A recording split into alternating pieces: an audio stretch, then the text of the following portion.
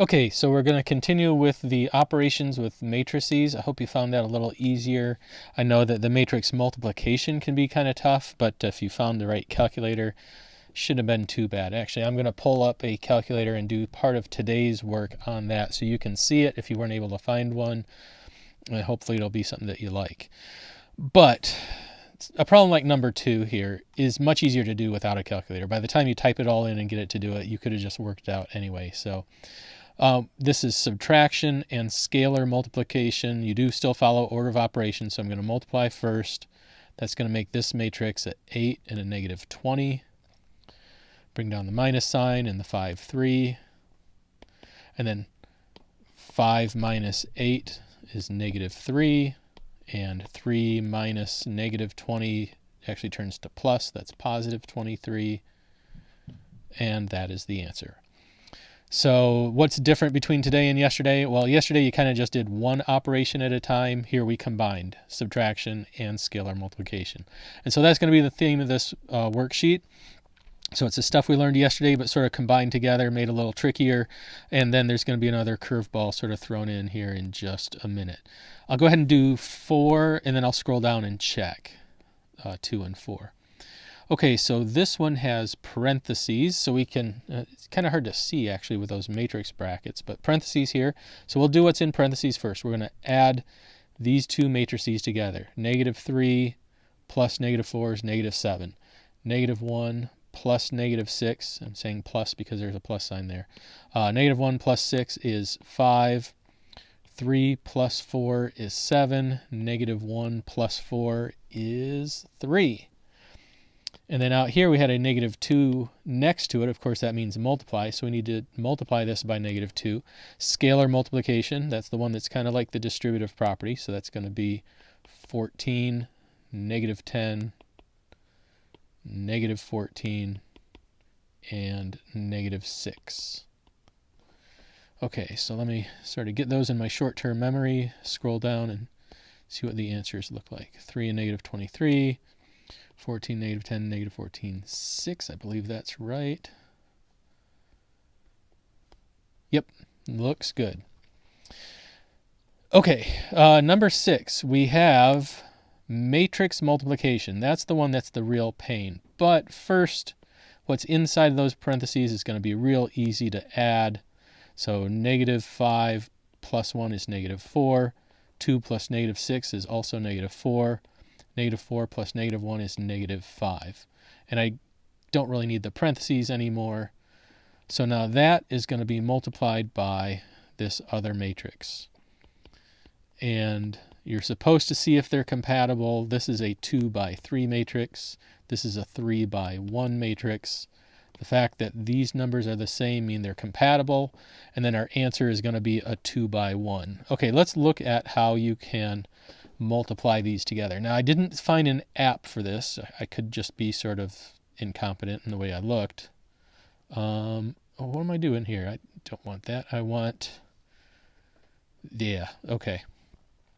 So there's a website. It's Desmos, and so you just search up matrix calculator Desmos, and this comes up. And it's still a beta, but I'm going to show you how to do this on here. So I want to multiply these two matrices together. That's my goal. So I need to tell it I want to type in a new matrix, and my first matrix is a 2 by 3. So I'm going to type in negative 3, 4, 6, 2, 3, negative 6. New matrix. This one is a 3 by 1. Oops. Oh, how do I fix that?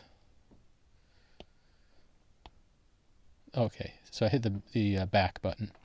New matrix, 3 by 1. Add, okay. I'm going to do negative 4, negative 4, negative 5. And then in the line up here above, I'm just going to do A times B. And there's the answer. Oops.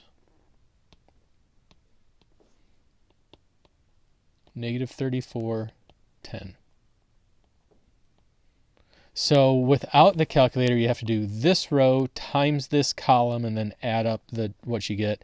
Then you have to do this row times this column and add up what you get. And when you do that, you should get the negative 34 and the positive 10. If you want to work that out by hand, that's cool. I'm going to go scroll down and check and make sure I didn't, type something in wrong or who knows what. Nope, we're good. Negative 34, 10. So there is the matrix calculator. So you have to enter in each matrix separately, then go to the top line and tell it what you want it to do with those matrices. It's not the smoothest, best way to do it, but it's a lot easier than doing everything by hand.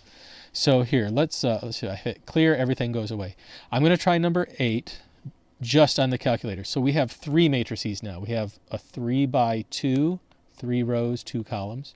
We have a 2 by 2, and then another 3 by 2. So I need to enter in 3 separate matrices. So new matrix, 3 by 2, add. That's 4, 0, negative 2, negative 1, 6, negative 1. New matrix, this one's a 2 by 2, add, negative 5, 4, 4 down here, 3 down there. New matrix, and this one is a 3 by 2, add, so 4, negative 5, 3, negative 2, negative 6, and 4. So we've got A, B, and C typed in, and what I see here is basically A times B take away C. So that's what I want to type in. A times B take away C. Negative 24, 21, 4, negative 10, negative 27, 16. And check and see if it's right. And it is. So this is, I consider, an appropriate use of technology. Boy, back in the days when we didn't have these, you did every step by hand, and it was really unpleasant. So I strongly recommend you get used to this calculator, or find a different one. Maybe there's a different one that is easier to function with, but I don't mind this Desmos much, where you type in the matrix and then go up and tell the calculator what to do with those matrices. Okay, unfortunately, 10 and 12 have variables, and the calculator is not going to help. But there is no multiplication in these problems. It's all just adding, subtracting, or scalar multiplication, which is pretty easy. So yeah, you can't use the calculator on these, but it's not going to be so bad. So here's what we need to do for this one. B minus AB plus negative 1. B minus AB plus negative 1, which is the same as minus 1. Well, those aren't like terms, so you cannot actually add them or subtract them. So what you see here is it for that first top set of entries. Let's go to the next one. Negative 3 minus negative B plus negative 3A. Negative 3 minus minus B is actually going to be plus B, plus negative 3A is minus 3A. Now let's do the bottom. Negative 3B minus B squared plus negative 1. Negative 3B minus B squared plus negative 1 is the same thing as minus 1. I'm going to just kind of make that look a little neater. And that's it. You could not actually add or subtract these. They're not like terms, so you're basically kind of just rewriting expressions. Well, that looked kind of dumb. Let me try that again. Rewriting expressions, the top element minus and plus the top, and then we did the middle, and then we did the bottom. And that's how we got that, and let's make sure that's right. Okay, there we see it. There's that. There's that. Yep, it all matches. All right, number 12. So this one we do have an order of operations thing going on. Let's do what's in parentheses first. We'll multiply by 3a when we're done with that. So we have a plus 0. A plus 0 is just a. Then we have negative 3ab or ba plus negative 5. Those are not like terms, so all you can do is bring it down. And then plus negative 5, that was kind of dumb. Plus negative 5 is the same thing as minus 5. So there, that was the adding step. Now the scalar multiplication. Multiply 3a times a. That's going to be 3a squared. Oh, do you know what? Those weren't supposed to be parentheses. Those were supposed to be the brackets. Ugh. I'm about to just mess this up terribly. Here we go. Those were supposed to be brackets, which means down here in our final answer there's going to be brackets. Okay, so 3a times a, 3a squared. When I do 3a times this, I need to go here and here, so that's negative 9ba squared minus 15a. So that 3a gets multiplied by both of those terms. And let's see if that's right. 3a squared, yes, minus... Now, why did they do that? They wrote it out of alphabetical order in the original problem, and then in the answer, they put it in alphabetical order. It really doesn't matter, but whatever. There, now it matches the right answer. Okay, so everything up through number 8, well, so let's talk about you guys. 1, 3, 5, 7, you can do on the matrix calculator, all of it if you want to. You might find that it's quicker to do 1 and 3 without the calculator because you're just doing simple arithmetic. But down here for sure, whenever you do the matrix multiplication, it's so much easier and quicker to use a calculator, and by the time you're doing that, you might as well do the whole thing. Then when you get down here, we're adding, subtracting, scalar multiplication, but there are going to be variables. So I'm not going to do these for you, but I'm going to talk about these. Number 9, well, first we've got an order of operations thing. We have to do this multiply here, here, here, there, there, there first. So we're going to multiply everything in this matrix by 3y. That looks messy, but that's what you do. You're going to get that matrix. Maybe you'll write it down here. Then you'll bring this one down.